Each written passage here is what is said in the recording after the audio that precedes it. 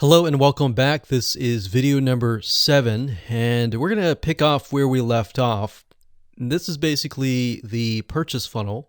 And like I said, the main difference is that this is a little bit more complex. The abandoned cart is kind of the first step.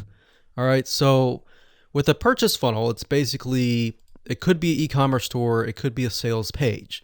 For whatever reason, it could be whatever you want. You're just selling something. So they land on this initial page, which we talked about, the view content, and then they get sent to the add to cart. If they, land on the add to cart, but they don't land on the purchase page, then we can create a custom audience. Like I said, if there's no option to embed the Facebook pixel onto the order form, there's a workaround by using ClickMeter. So I'm going to put clickmeter.com. just to clarify that a little bit. There we go.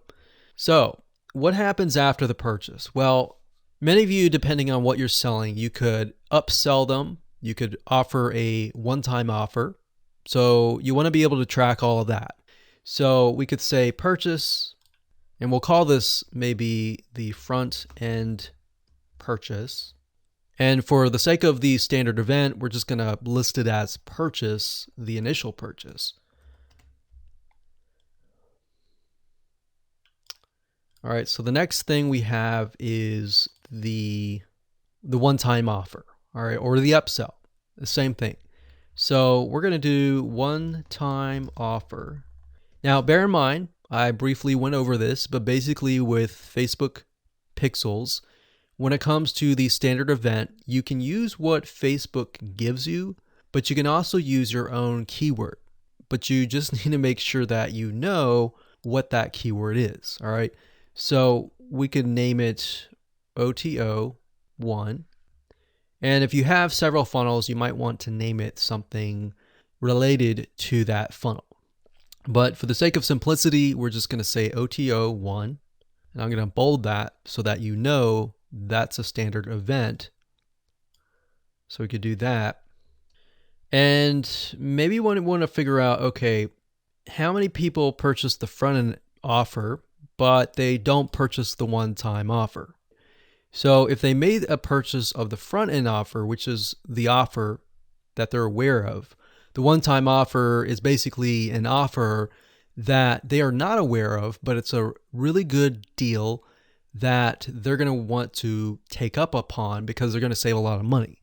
So this is the one-time offer, and you can add one-time offer 2, one-time offer 3, and you can get more complex with that.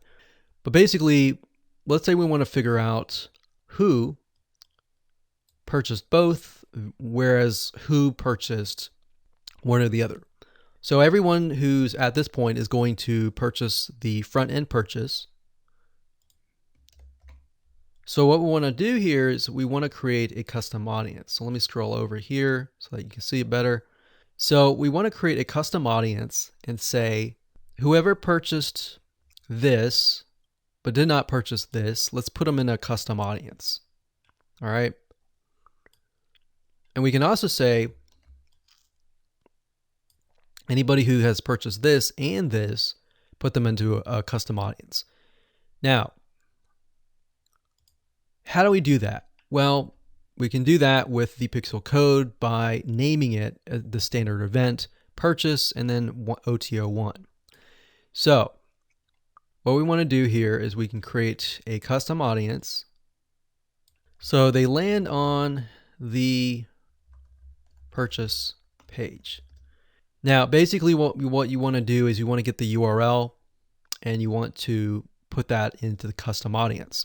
So they land on the purchase page, but do not land on one-time offer 1. So in that case, basically they purchased the front end offer, but they haven't purchased the one-time offer for whatever reason. So we could put that into a custom audience, and then we can thereby do a retargeting campaign and retarget them for this offer. Or we can also make a different custom audience And this is a really good way to kind of segment your high premium customers, or the ones that buy pretty much everything in your funnel, versus the people who have not. So you could advertise something like premium material to this specific audience here. So for this one, they landed on both the purchase front end and the OTO one. So I'm just showing you kind of a secret here of figuring out who your premium buyers are, because if they purchase this one and this one, it's a very high chance that they trust you and they want more from you and they're willing to buy more from you in the future. So these could be kind of your specialists where you give them a discount, or this one too. So basically, this is a way to create custom audiences. So that's the purchase funnel event, and that's what you need to do to track every step of the way. So as a recap, quickly, we got the first view content page, we have the add to cart page, we have the purchase page, and then we have the one-time offer page. And then if you want to get all fancy and you want to create the custom audiences, you can. But you basically take this and you want to add the pixel code to the header, which is what we talked about in video number 5. All right, so with that said, let's move on to the next video.